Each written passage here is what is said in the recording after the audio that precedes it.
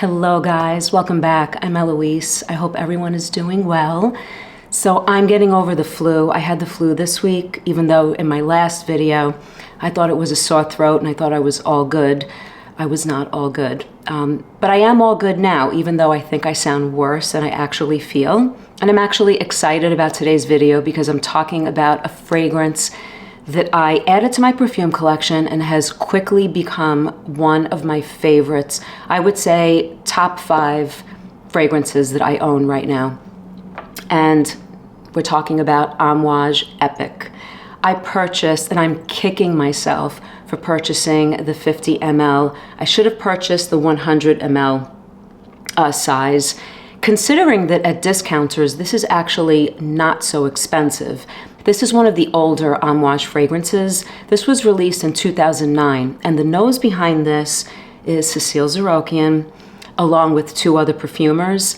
And I feel like I'm stalking Cecile Zarokian's fragrances. If she's the nose behind a fragrance, I know that I'm interested to at least get my nose on it. So I have quite a few from Cecile Zarokian. I have Amouage's Material, that's a much later release.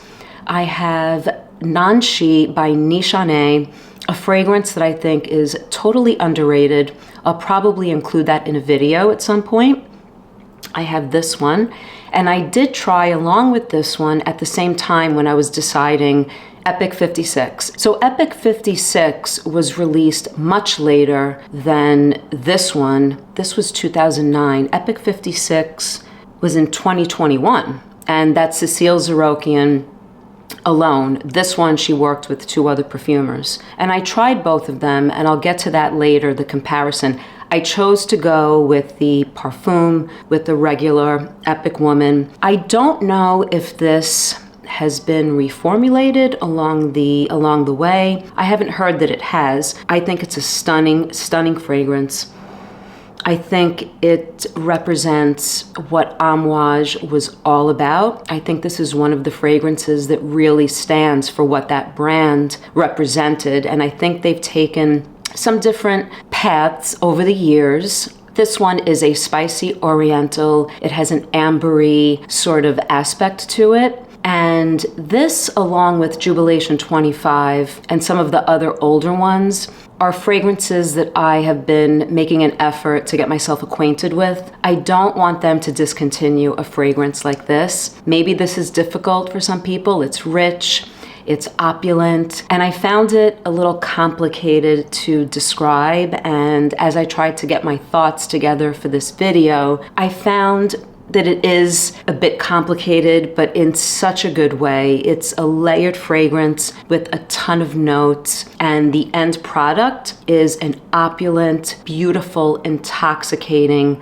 spiced Oriental fragrance. So I want to start by reading the inspiration behind Epic Woman from the Amouage, the official website. So Epic Woman is a spicy Oriental fragrance inspired by the eternal legends of the ancient Silk Road from China to Arabia. In the mystical twilight, with the desert wind blowing against her veil, she follows the guiding light in search of the long-lost aria. Beyond truth and immortality, a legend is born. So this represents the Silk Road trade, the road between China and Arabia, and it makes sense that this is full of spices and incense and opulent notes like rose and geranium and cumin. So let's get into what the fragrance smells like. This is my scent of the day. I've had it on me for about 5 hours at this point, but I'm gonna respray so that I can talk about the experience from the beginning to the end. Wow, so this is intoxicating right from the get-go. So it starts out with this blast of spices. There's cumin, there's cinnamon, and I think there's pink pepper. But to my nose, it comes off like an overdose of black pepper. Right behind all the spices, I do quickly get this ambery vanillic component to the fragrance. And then right behind that comes this rose that's sort of freshened with tea. This is not a floral fragrance. I would say that it's actually difficult to pinpoint the flower in here. That's just my opinion. I know that others describe this as a rose fragrance. I would not. To me, this is a spicy Oriental. At the forefront are all the spices, and the ambery, woody aspects are also right behind those spices. And behind that is that rosy tea component to the fragrance. So you have to search for it. I have to search for it when I smell this. The overall feel is one of a spiced Oriental, slightly floral fragrance. There's so much going on here. So I would say that the fragrance exists in layers. With this first layer that to me smells like black pepper with cumin and hints of cinnamon. And then you have this other layer where you get some vanillic ambery touches. And then you have yet another layer with this fresh floral component that peeks through. And then you have the dry down, which comes after you've experienced all of these layers. So I tried Epic 56. Now, the concentration in 56 is pretty high. That's a high oil concentration. And I preferred this one. So what happens with these high concentrations, Amouage calls them the exceptional extrait versions of the perfumes. I find that with other Amouages as well, that I prefer the Eau de Parfum. In Epic 56, I did not get at the opening the blast of pepper and the blast of spices that I get with Epic. It was more a cloud of notes. The overall fragrance smells the same as this one, but it's experienced in a different way. So I would say the experience is more subdued. And with the high oil concentration, it's closer to the skin. It stays closer to the skin. So it's not projecting. So you're not getting this loud fragrance. It's more subdued. And I feel like to smell it, you almost have to put your nose to your skin.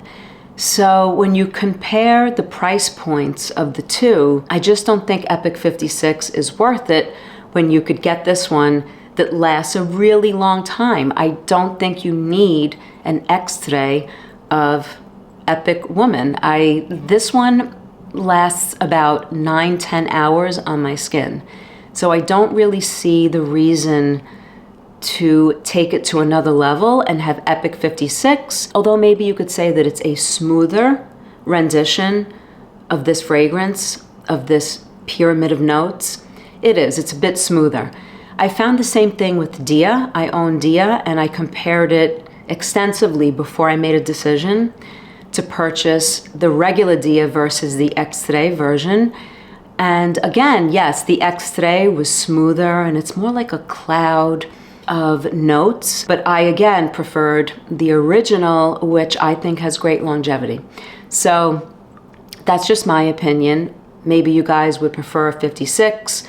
56 could be Epic 56. It could be more mass appealing because this fragrance is definitely intoxicating and complex, and it could be too much perhaps. I'm not sure. I think this is an absolute masterpiece. I think it's beautiful to the point where, considering where the price point is on discounters, I'm adding a 100 ml bottle to my collection because this could be discontinued.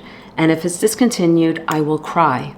So I need this in my collection. I feel like it smells like something that is a classic, beautiful fragrance. I see a lot of men talk about this, maybe more men than women. So I don't know, you guys let me know in the comments. Do you find this masculine? I think it's well established that this is 100% unisex. It's just so, it's dark and spicy, and you have that incense to the fragrance. So I could totally see a man pulling this off. Absolutely. So back to the development of the fragrance. I think I got sidetracked. So it opens up with the pepper and the spice, and you have cumin, and right after comes an ambery vanillic aspect, and then you get to the mid and you have a rose that is not detectable. This is not a rose fragrance. I wouldn't describe this as a rose fragrance by any means, but you have that tea that gives a little freshness. And there's even orris in here, which might provide a little bit of powderiness as it dries down. But the dry down of this fragrance, when all is said and done, to me is still a spiced fragrance. It's just not as in your face as when it first opens up and during the mid. It sort of subsides, but it is still a spiced fragrance. It seems peppery, and there's cumin in here, so it definitely feels like an Oriental. So it does seem spiced and peppery at the dry down, but I get a lot of amber when this dries down. So I feel like together with the spices is this slightly sweetened ambery background, and it gets very woody. I know there's gaiac wood. In terms of oud and cumin, there's nothing funky about this fragrance, but it does get very woody. So there's definitely a woody aspect to this in the background with all these other layers. So again, I find this to be a complex fragrance. I find it almost a little difficult to describe, but hopefully I've conveyed how beautiful this is. It's opulent, it's intoxicating, it feels dressy. It feels very dressy to me.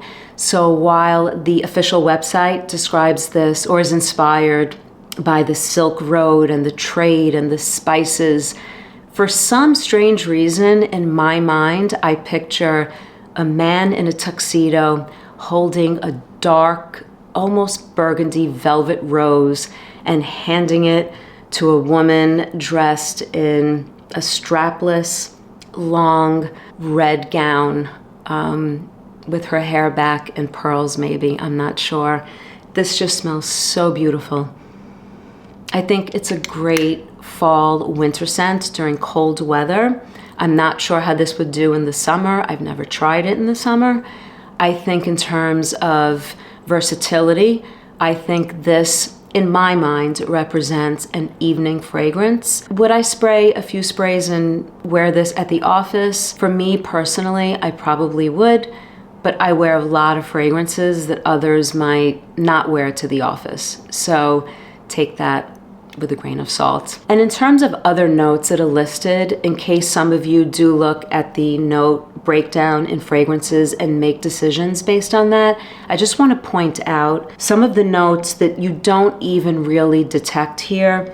Patchouli, I'm not really detecting patchouli. It's part of the combination, I suppose. Again, the oud, the cumin, nothing funky about the fragrance with respect to those notes, for those of you who are worried about how that might come off here. The rose, the geranium, I think they work together in tandem with the tea. I think it gives an overall opulence to the fragrance without specifically being able to point out the rose and say, oh, it's a rosy fragrance, because it's not a rosy fragrance. The frankincense plays a role. This definitely has the incense, and that's together, especially in the opening with the spice and the pepper, definitely. And there's orris, there's sandalwood, there's vanilla. I do get the vanilla and the woody ambery aspects right after the opening, but again, nothing too sweet. The spices here are the forefront and the main player in this fragrance. It's all about the spices, and all of those notes support the spices, and it makes this what it is, which in my opinion is a beautiful fragrance. And in terms of performance, for those of you that are wondering about the performance of this fragrance, it lasts about 9-10 hours on my skin. It has nice projection. Even though this is an intoxicating fragrance, it opens up really intoxicating, and it projects a lot when it's first sprayed.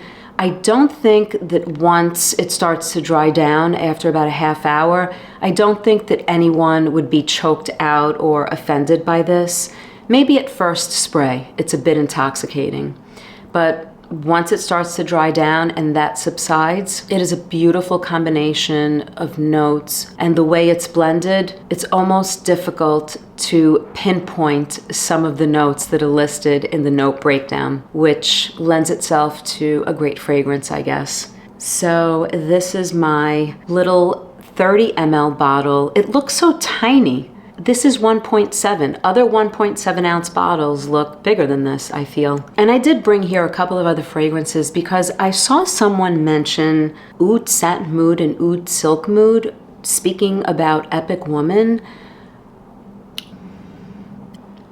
there are no similarities at all. Epic Woman makes Oud Satin Mood look like, or smell like, the most linear fragrance ever. Well, it is, I guess, kind of linear when you compare it to some of these Amouages.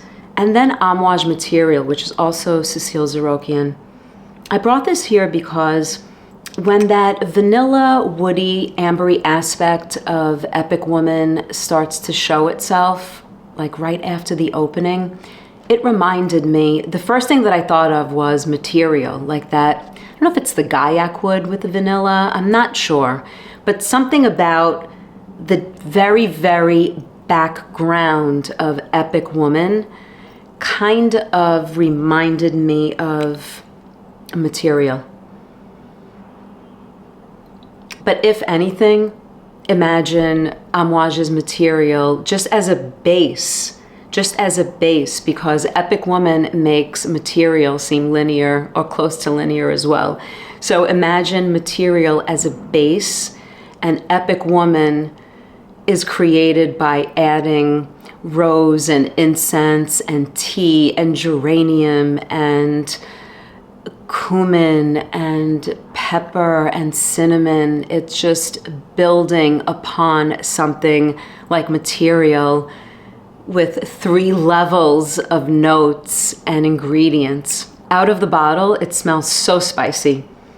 So if you haven't smelled this, I think it's worth at least getting your nose on this, especially if you like the more complicated, older Amouage fragrances, especially if you can appreciate an Oriental that's spiced and complex. This really is a complex, beautiful, opulent, intoxicating fragrance. Yeah, so this is Epic by Amouage. I'm really glad that I added this to my collection.